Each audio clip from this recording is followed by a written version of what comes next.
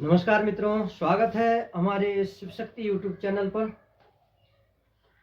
मित्रों, बहुत दिन के बाद आज हम चंद्रमा का एक भाव रह गया था। 12वें भाव में यानी कि द्वादश भाव में 12th हाउस में चंद्रदेव यदि स्थित हों तो ऐसे जातक जातिकाओं को जीवन में कैसे फल देते हैं, क्या प्रभाव पड़ेंगे जातक जातिकाओं के जीवन में, इसके बारे में हम वीडियो बनाने वाले थे, लेकिन थोड़ा विलंब हो गया तो आज बना रहे हैं इसके बारे में वीडियो। तो आइए चर्चा करते हैं। सबसे पहले द्वादश भाव यानी कि 12th भाव किस चीज का भाव है, 12th भाव से क्या क्या देखा जाता है, पहले इसको जानते हैं।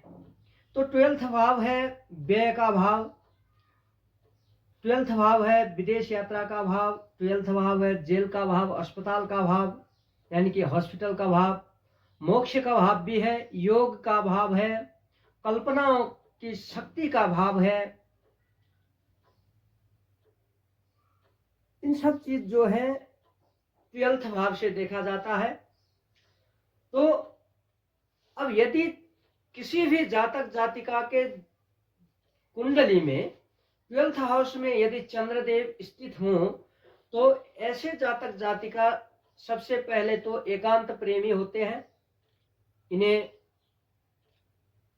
एकांत पसंद होता है और चिंतनशील, अब जो एकांत में होगा वो चिंतन तो करेगा ही, और चिंतनशील होते हैं,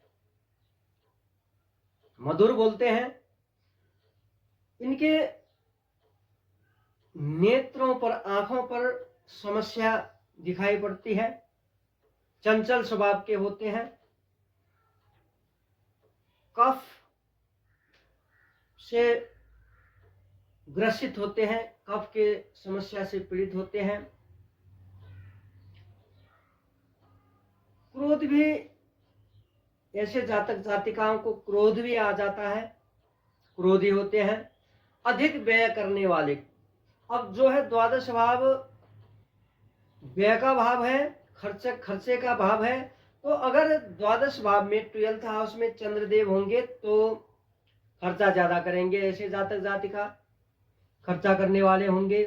साथ साथ में यह एक अच्छे रिसर्चर, यानी कि अब जब आदमी कोई भी जातक जातिका जो है एकांत प्रेमी होते हैं तो चिंतन करते हैं तो अब चिंतन कोई जो होता है कुछ उपलब्धिहीन चिंतन करते हैं,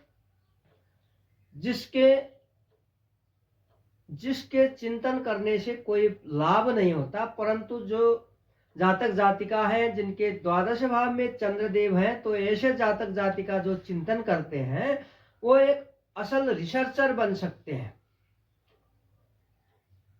तो इस बात को ध्यान देना चाहिए कि रिसर्चर बनने के लिए, यानी कि रिसर्च सेक्टर में काम अगर करेंगे तो जातक जातिकाओं को जीवन में सफलता मिल सकती है। अब साथ साथ में अगर केतु पंचम भाव में, एक ऐसी बात बताने जा रहा हूं, अगर केतु पंचम भाव में स्थित हो और द्वादश भाव में जो है चंद्रदेव स्थित हो तो ऐसे जातक जातिकाओं के जो संतान होते हैं बेटा बाप बनने की सोच लेता है, अर्थात जो होता है अपना खुद का बेटा जो है वो बाप बनने की सोच करता है, अर्थात अपने बाप को भी सिखाने के लिए पीछे नहीं हटता।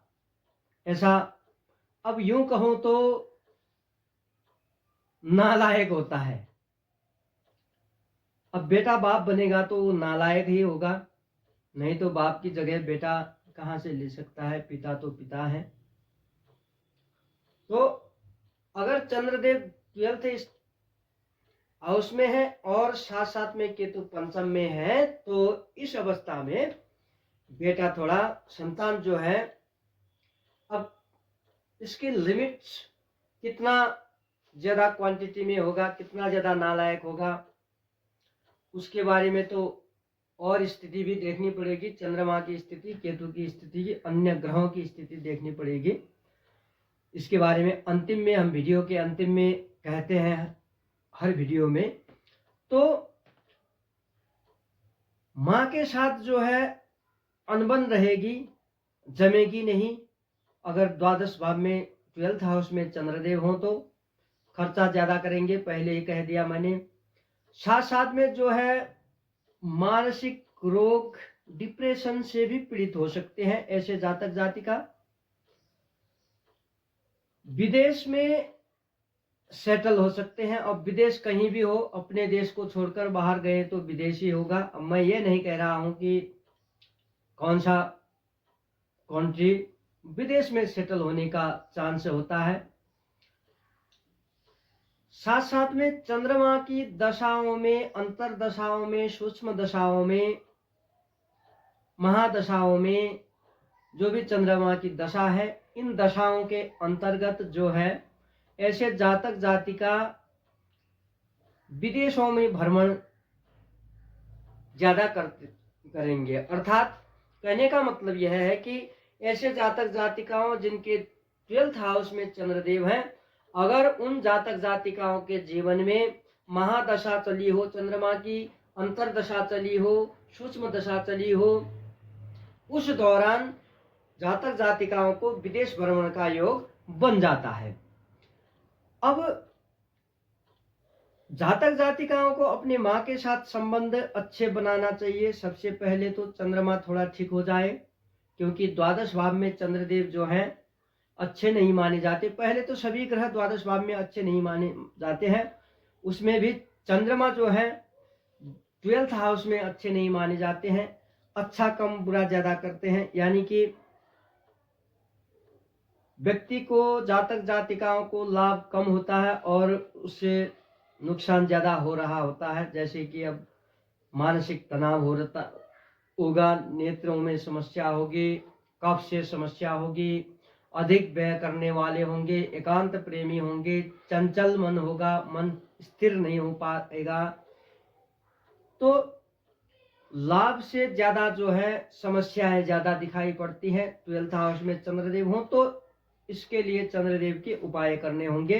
अगर आपको चंद्रदेव के उपायों के बारे में जानना हो, ज्यादा खर्चीले नहीं होते हैं, अपने जीवन में, अपने व्यवहार में जो है कुछ उपाय करो जो घर में बैठ के ही कर सकते हैं, कुछ बिना खर्चे कर सकते हैं। तो इनके लिए चंद्रदेव के कमजोर होने के लक्षण एवं उपाय के मैंने अलग सा वीडियो बनाया है, आप लोग उस वीडियो में जाकर देख सकते हैं, लिंक भी हम भेज देंगे।